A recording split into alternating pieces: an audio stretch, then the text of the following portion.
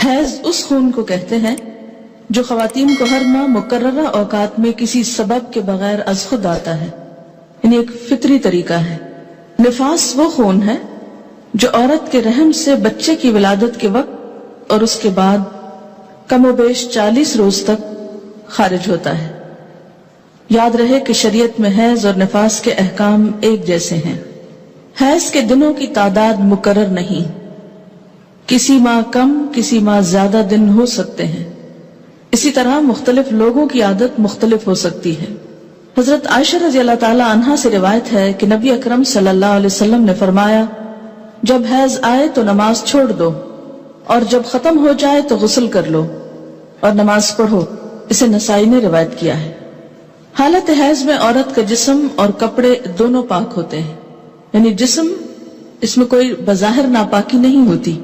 مثلا ہاتھ پاک ہے، اگر عورت آٹا گوندنا چاہے تو آٹا ہاتھوں سے ناپاک نہیں ہو جائے گا۔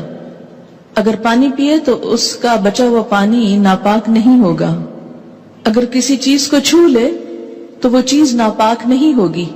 جس بستر پہ سوتی ہے اس بستر کو دھونے کی ضرورت نہیں۔ جو کپڑے پہنتی ہے ان کپڑوں کو دھونے کی ضرورت نہیں، الا یہ کہ کوئی ظاہری نجاست ساتھ لگ جائے۔ حیض کی حالت میں عورت کا بوسہ لینا جائز ہے۔ حضرت میمونہ رضی اللہ تعالی عنہا فرماتی ہیں کہ رسول اللہ صلی اللہ علیہ وسلم اپنی ازواج مطہرات سے بوس و کنار فرما لیا کرتے تھے، حالانکہ وہ حالت حیض میں ہوتی۔ اسے مسلم نے روایت کیا ہے۔ حائضہ سے صحبت کرنا منع ہے، یعنی انٹر کورس منع ہے۔ غسل سے پہلے حائضہ سے صحبت کرنا منع ہے، خواہ ایام حیض کی مدت کم ہو یا زیادہ۔ دوران حیض صحبت کرنے کا کفارہ 1 دینار 4 گرام سونا ہے، جبکہ حیض ختم ہونے لیکن غسل سے قبل صحبت کرنے کا کفارہ نصف دینار 2 گرام سونا صدقہ کرنا ہے۔ حضرت ابو ہریرہ رضی اللہ تعالی عنہ کہتے ہیں کہ رسول اللہ صلی اللہ علیہ وسلم نے فرمایا، جو شخص حائضہ سے صحبت کرے یا عورت سے دبر کے راستے سے صحبت کرے، عمل قوم لوط کی طرح، یا نجومی کے پاس قسمت کا حال معلوم کرنے آئے، تو اس نے گویا محمد صلی اللہ علیہ وسلم پر نازل شدہ تعلیمات کا انکار کیا۔ اسے ترمذی نے روایت کیا ہے۔ حضرت عبداللہ بن عباس رضی اللہ تعالی عنہ سے روایت ہے کہ رسول اللہ صلی اللہ علیہ وسلم نے غسل حیض سے قبل اپنی بیوی سے صحبت کرنے والے آدمی کے بارے میں فرمایا کہ وہ 1 دینار 4 گرام سونا یا نصف دینار 2 گرام صدقہ کرے۔ اسے ابو داؤد نے روایت کیا ہے۔ اس سے دراصل عورت کے حقوق کو پروٹیکٹ کیا گیا، کیونکہ عورت اس حالت میں بیماری کے زیادہ قریب ہوتی ہے صحت کی نسبت، اور کئی قسم کی میڈیکل کمپلیکیشنز کا بھی احتمال ہو سکتا ہے دونوں کے لیے، اس لیے منع کیا گیا۔ اور صدقہ اس لیے رکھا جاتا ہے تاکہ انسان اس ڈر سے کہ پیسے جائیں گے، کیونکہ پیسے کا جانا زیادہ تکلیف دہ ہوتا ہے بعض اوقات، یا پینلٹی یا جرمانہ یا فائن کہہ لیں، تو اس لیے یہ ایک طرح سے روکنے کا سبب بنایا گیا۔ حائضہ طواف کے علاوہ باقی سارے مناسک حج ادا کر سکتی ہے۔ باقی مناسک حج کیا ہیں؟ مثلا احرام پہننا، اسی طرح عرفات جانا، منا جانا، کنکریاں مارنا، یہ تمام چیزیں درست ہیں، لیکن طواف نہیں ہو سکتا۔ شروع میں صحیح ہو سکتی تھی، لیکن چونکہ اب وہ مسجد کا حصہ ہو گئی ہے، اس لیے صحیح کرنا بھی درست نہیں۔ حائضہ نماز پڑھ سکتی ہے، نہ روزہ رکھ سکتی ہے، یعنی نہ نماز پڑھ سکتی ہے نہ روزہ رکھ سکتی۔ تو اب کتنی چیزیں منع ہو گئی؟ طواف، نماز، روزہ۔ حیض شروع ہوتے ہی روزہ ختم ہو جاتا ہے، خاص سورج غروب ہونے سے 1 لمحہ ہی پہلے کیوں نہ آئے۔ حیض کی وجہ سے روزہ ختم ہونے کے بعد کھانا پینا جائز ہے، البتہ روزہ کی قضا ضروری ہے۔ حائضہ کے لیے روزہ کی قضا ہے، نماز کی نہیں۔ ہمارے یہاں عام طور پر یہ خیال پایا جاتا ہے نا کہ اگر پیریڈز آ بھی جائیں تو روزہ نہیں توڑنا چاہیے اور کچھ کھانا پینا نہیں چاہیے، اس دن کا ہو جاتا ہے۔ یہ خیال غلط ہے۔ دوسرا یہ کہ یہ کہا جاتا ہے کہ چلیں اگر نہیں کھایا پیئیں گے تو روزے کا ثواب مل جائے گا، ایسی بھی کوئی بات کہیں نہیں لکھی ہوئی۔ جب روزہ ہوا ہی نہیں تو ثواب کہے کا ملا؟ ناپاک حالت میں روزہ رکھنے کا یہ ثواب ہے، الٹا گناہ ہے۔ یعنی ناپاکی میں کس نے روزہ رکھنے کو کہا؟ اور جب روزہ ہی نہیں تو کھانا پینا کیوں حرام کر لیا اپنے اوپر؟ یہ دین میں خود ساختہ پابندیاں ہیں۔ بہت سے لوگ بسا اوقات عورتوں کو پرووک کرتے ہیں یہ کہہ کر، دیکھو اسلام نے تمہارے ساتھ کیسی زیادتی کی، اور اسلام میں تو عورت کو کوئی حیثیت ہی نہیں دی گئی، اس کے دین میں بھی نقص بتایا گیا۔ تو نقص اور نقصان کمی کے لیے ہے، کسی عیب اور خرابی کے لیے نہیں۔ اب آپ دیکھیے کہ نماز میں تو کمی ہوتی ہے، لیکن اس وقت میں جو ایک تکلیف کی یا اذیت کی کیفیت ہوتی ہے، اس کا صلہ بھی ملتا ہے، کیونکہ اللہ تعالیٰ نے لکھ دیا نا یہ. تو جو چیز اللہ تعالیٰ کی طرف سے آتی ہے اس پر انسان صبر کرے. جیسے بازو کا پین بہت ہے یا کوئی اور ایسی کیفیت ہے، تو یہ ایسے حالات میں صبر کرنا جو ہے وہ اجر کا سبب ہے. اگر ادھر سے کمی ہوئی تو ادھر سے بڑھ بھی گیا اجر. ٹھیک ہے. دوسری بات یہ کہ کمی سے مراد نمازوں کی تعداد میں کمی ہے، جس کو آپ بعد میں عام حالات میں نفل وغیرہ پڑھ کے بھی پورا کر سکتے ہیں، یا پھر یہ کہ کمی سے مراد اس اعتبار سے کمی بھی ہے کہ ایک مثلا تہجد کی روٹین آپ بناتے ہیں یا نمازوں میں خشوع خضوع کی روٹین بناتے ہیں. این ابھی آپ اس حالت میں ہوتے ہیں کہ نماز چھوٹ جاتی ہے. اب کیا ہو گیا؟ نہ صرف یہ کہ وہ چند دن نمازوں کی کمی ہوئی، بلکہ دوبارہ ایک اچھی حالت میں آنے کے لیے، دوبارہ سے نئی عادت بنانے کے لیے پھر ایک مشکل پڑ جاتی. تو بعض اوقات لوگ نماز ہی چھوڑ دیتے ہیں. وہ مشکل عادت پڑنے لگتی ہے کہ چھٹی ہو جاتی ہے، اور چھٹی ہوتے ہی پھر چھٹی کر لی جاتی ہے ساتھ. تو یہ ایک انسانی نفسیات بھی ہے. اس سے پھر دین میں پیچھے رہنے کا اندیشہ ہوتا ہے. یہ بتا کے الارم کیا گیا ہے، نہ کہ کوئی عیب بتانا مقصود ہے. کہ اگر آپ کو یہ بتایا جائے کہ آپ کے بزنس میں یا فلاں چیز میں کمی ہو جاتی ہے اس چیز سے، تو آپ کیا سوچتے ہیں؟ بزنس چھوڑ دو، کام ہی چھوڑ دو؟ نہیں، آپ سوچتے ہیں اچھا اس کمی کو پھر اور کہاں سے پورا کروں. کسی بھی چیز میں جب کسی بھی چیز کی کمی کا سبب بنتا ہے اور اس کو بتایا جاتا ہے یہ کمی ہونے لگی ہے.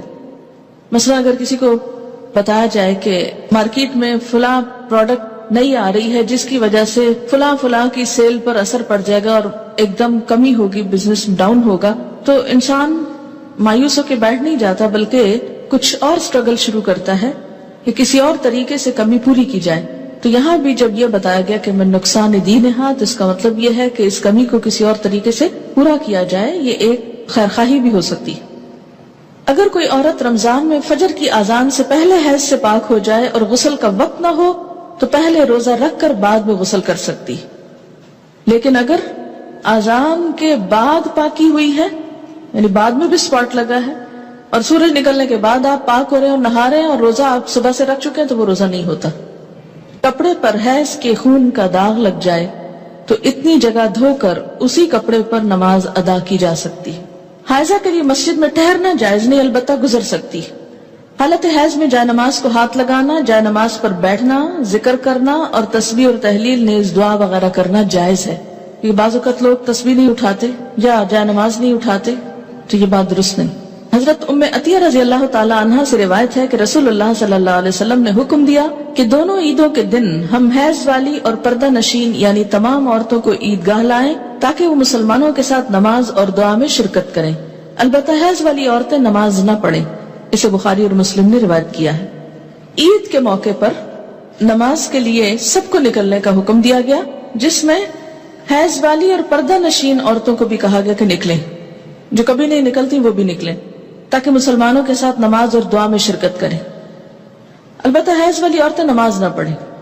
تو اس سے کیا پتہ چلتا ہے کہ عیدگاہ تک جانا، وہاں بیٹھنا اور دعا میں شریک ہونا ایسی عورتوں کے لیے بھی جائز ہے.